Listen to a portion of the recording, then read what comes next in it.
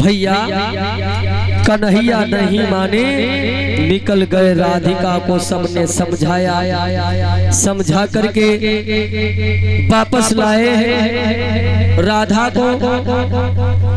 और कन्हैया जब निकल गए हैं वृंदावन के गांव से और मथुरा से पहले रुक गए एक बाग में। शाम हो गई, जब रुक गए तो कन्हैया नंद बाबा से कहने लगे, बाबा मथुरा दूर से तो बड़ी सुंदर दिखाई पड़ रही है, अगर तुम्हारी इच्छा हो तो इसे हम पास से देखिए आए। नंद बाबा कहने लगे, बेटा मथुरा का राजा अत्याचारी है, उसके साथ रहने वाले भी अन्यायी हो गए हैं, कहीं न जाओ। कन्हैया कहने लगे, बाबा हम दूर से देख लेंगे, लौट आएंगे, पास तक नहीं जाएंगे। नंद बाबा कहने लगे, तो जाओ लेकिन जल्दी आना। बोले हाँ। कन्हैया चले तो सबसे पहले कन्हैया जिस रास्ते से जा रहे थे तो कन्हैया की पहली भेंट कंस के धोबी से भई। धोबी से शराब के नशा में धोबी झूमता हुआ आ रहा है, आ रहा है। भैया कन्हैया ने सामने से देखा, किनारे हट गए, लेकिन नशा में धोबी कन्हैया के ऊपर ही चढ़ो आवे। तो देखो नशेड़ी आदमी से दूर रहो, जो नशा करते हैं उनसे दूर रहो। और नशा जो बड़ो अजीब होते हैं, कहते हैं कि इसको पीने से ही चेहरे पे रूहानी आए, इसे बूढ़ा भी पिए तो जवानी आए। अगर बूढ़वा लोग पहले तो फिर कूदे कूदे घूमते जो नशेड़ी है, मतलब सबकी बात नहीं है। और शराबिन को मसला कुछ अलग ही है, जे चाहे नाली में घुस जाए, चाहे मुँह कीड़ा घुस जाए, चाहे कानम बकरिया घुस जाए, इन्हें कोई मतलब नहीं, पड़े तो पड़े हैं। और ये इतनी गलत चीज शराब है, बहुत गलत चीज है शराब। और गलत चीजें खाने पीने से घर में कलेश रहता है, तमाम बीमारियां रहती हैं। इन चीजों को हमें छोड़ देना चाहिए। कहते हैं कि सकल पदार्थ हैं जगमाही, कर्महीन नर पावत नाही। भगवान ने खाने के लिए संसार में बहुत चीजें बनाई हैं, लेकिन जो कर्म से हीन है वो उनको चीजें प्राप्त नहीं होती हैं। और शराबी भगवान लोग का ना छोड़ दी, वो गरियाई छोड़ी, वो भगवान बनाए तो अम्मा बापा कौन सी बड़ी बात है के लिए। एक शराबी जा रहा था, चौमास का महीना था, परिषद महाराज पानी बरसाई घमा घमा, अब वो नशा में जाए तब तक एकदम बिजली चमकी लप भाई। अब नाली ऊपर मोह करो, भगवान गरियाओ लोगो, कान लोगो, नालायक, बदतमीज, इडियट, टंकी, मंकी, यश कहीं के, पहले नाली में गिराते हो फिर मेरी फोटो खींचते हो। बताओ ये शराबी है, कोई उसका बोले कुछ भी कह सकता है। धोबी शराब के नशा में भगवान कन्हैया के सामने पहुंचा। कन्हैया कहने लगे, कौन है आप? बोले हम कंस के धोबी हैं। धोबी? हाँ। तो कंस के मेहमान हम भी हैं। अरे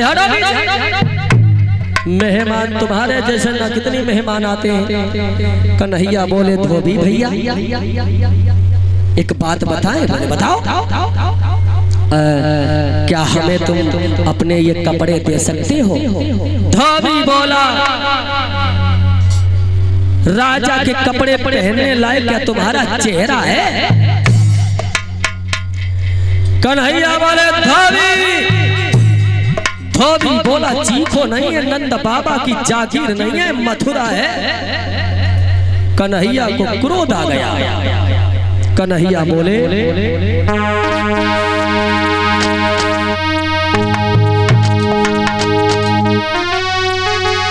अरे हम सीधी साधी बात करें और तू उल्टा सीधा चलता है।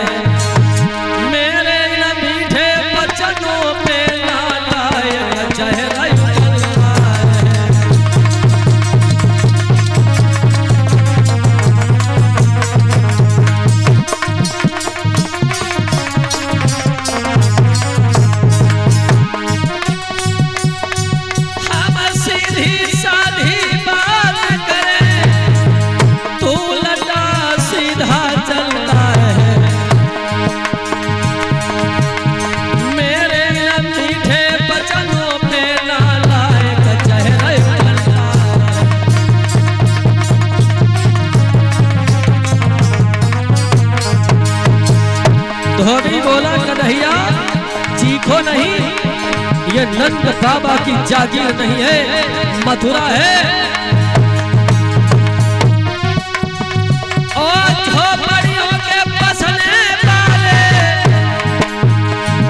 मथुरा में सभी अहीर नहीं, ये शान तेरी चल पाएगी नंद बाबा की जागीर नहीं।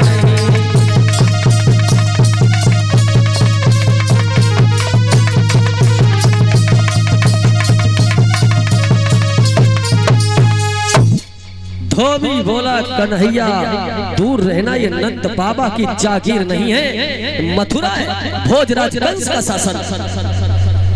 कन्हैया को क्रोध आ गया, कन्हैया ने एक थप्पड़ गाल पे मारा, एक तमाचा मारा, धोबी वहीं बेहोश हो गया।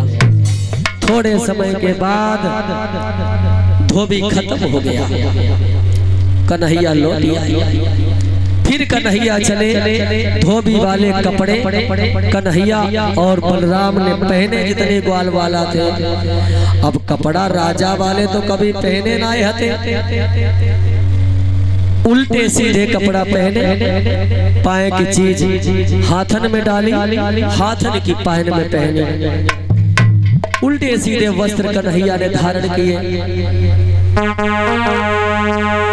कि जामे का पाजामा माना, जामा पाजामा बना लिया रे, जामे का पाजामा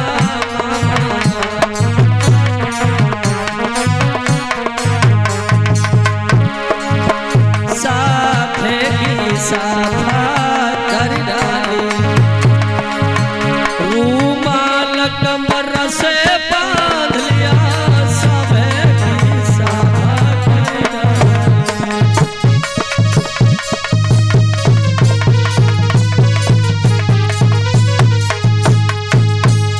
उल्टे सीधे वस्त्र पहने कन्हैया जब चले हैं, तब तक रास्ते में कंस का दर्जी फंस गया। दर्जी ने सबके कपड़े फिट किए हैं, भगवान ने आशीर्वाद दिया। और जब आगे बढ़े हैं तो क्या देखा, कंस की ताशी आ रही है, एक हाथ में चंदन का कटोरा है, एक हाथ में लाठी है, दासी आ रही है। भक्तजनों, दासी कन्हैया के तिलक करेगी। भक्तों, कन्हैया कहने लगे कहाँ जा रही हो? दासी बोली कहीं नहीं, हम श्याम सुंदर कंस के तिलक करने जा रही हैं। क्या हमारे भी तिलक कर दोगी? बिल्कुल कर दूंगी। मनसुका तीर खड़ा था, दूर हटके खड़ा हुआ। कन्हैया तिलक करवाइए तो तू ही करवाइए, जा हमारे पास ना आए। देखो इसके पास ना खड़ो भाव जाते, जाके हाथ से तिलक लगाएगा। वो कैसी है दासी? सारे कुरूप को जोड़ी जाड़ी, अरे जाए ब्रह्मा जी ने सिर जाथा पे तीन जगह सोटेड़ी थी।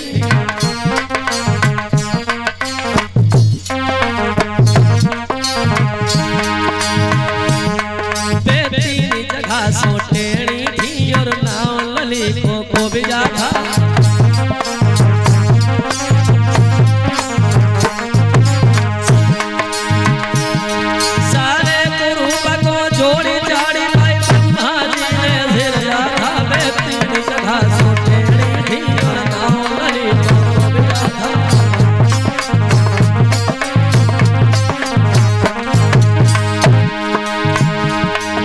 जब कुब्जा से भगवान ने कहा कि हमारे भी तिलक करो, तो कुब्जा भगवान के पास में खड़ी हुई है। जब भगवान के माथे तक नहीं पहुंच पाई तो भगवान ने अपना पैर उसके पैर पर रखा, थोड़ी से हाथ लगाया है। जिस समय झटका दिया,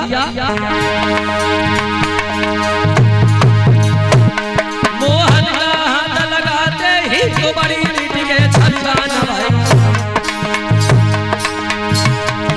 मोहन का हाथ लगाते ही तो बड़ी नीति के छलका नवाई। फट गया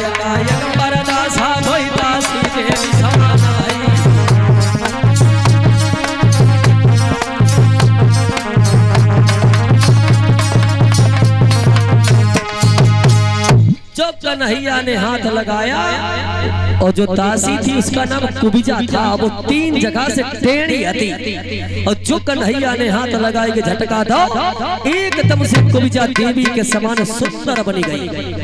और जब मनसुखा दूर खड़ा था कि हम इससे तिलक नहीं लगवाएंगे, और जब कविजा सुंदर बनी गई तो धीरे धीरे पास आ गया। बोला कविजा, कविजा क्या तुम्हारी शादी हो गई है? कन्हैया कान लगा, रे का पूछ रहा है? अभी तो कह रहा था तिलक नहीं करवाएंगे। कविजा कान लगी, अभी तो नहीं हुई है। कविजा शादी हमारी नहीं भाई है। तो अब नहीं क्यों नहीं गई हो? तो करी ना ले। कविजा कान लगी, पागल हो गया? अरे सुनो,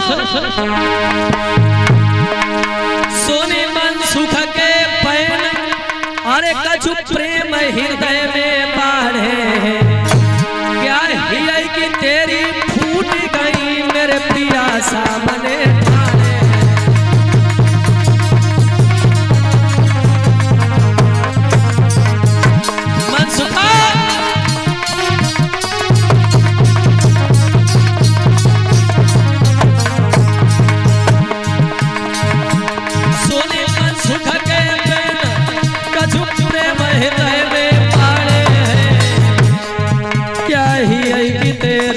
फूट गई मेरे बल्लभ झामने खाने हैं।